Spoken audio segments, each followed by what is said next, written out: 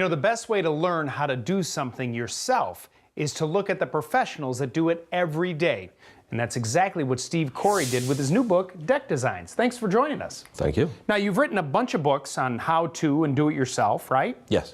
And you've done several books on deck designs. Yes. So this edition, you've actually followed some of the best deck builders that are around the country. 4 of the best deck builders from the Pacific Northwest, in the deserts of Colorado, in the Baltimore, D.C. area, and in Atlanta.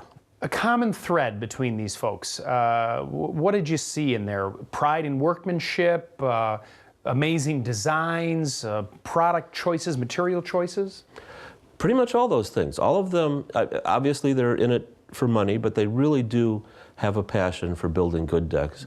They enjoy their decks. They're disappointed when customers don't take care of their decks. Right. They still feel in some ways that they are theirs. And they all have a design flair that customers really appreciate. Right. The customers don't have to hire another designer. A good deck builder will also be a good deck designer. Now, obviously, there's a huge choice in materials these days. Can you talk a little bit about what's new and what people are using? Many people are still finishing their decks, which means making the decking and the railings out of pressure-treated lumber, which can be stained to look very nice. And pressure-treated lumber is less prone to splintering than it used to be. But the higher-end decks now are often made of Brazilian hardwoods, such as ipe and others, and synthetic or composite lumber. And in drier areas of the country, redwood is also being used. Still being used, and cedar.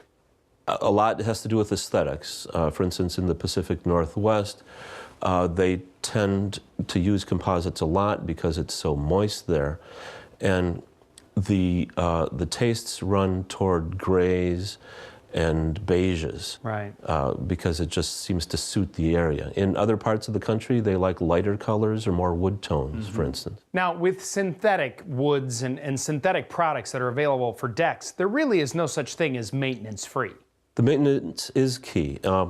When you buy a deck, keep in mind that you're going to have to maintain it. If you have, for instance, an ipe deck, a Brazilian hardwood deck, or a redwood deck, or a pressure-treated deck, it will need to be cleaned and stained, or what they call oiled, at least once a year, depending on conditions. And if you don't do that, it's really not going to look very good. And so figure on paying a company $200 to $300 a year as a regular maintenance thing, or spending a day doing it yourself. Now, these builders that you followed, obviously they take a lot of pride in their work. Underneath, you know, the structure of the deck is really one of the most important elements. Talk a little bit about that. The ledger, which attaches the framing to the house, must be very, very securely attached. Often you have to actually drive bolts through it and through the framing of the house, which actually means cutting out a channel of drywall in the ceiling of the house so you can tighten the bolt. A few years ago, there was a disaster in Chicago where a large porch fell down during a party. And since then, builders and inspectors around the country have, codes around the country have become more and more strict. Well, you did a nice job. There's terrific illustrations on how these decks were built, as well as some insight from the builders themselves, as well as even some beauty shots of how it looks in the end. Nice job. Thank you. If you're building a deck, you're definitely going to want to look at Deck Designs.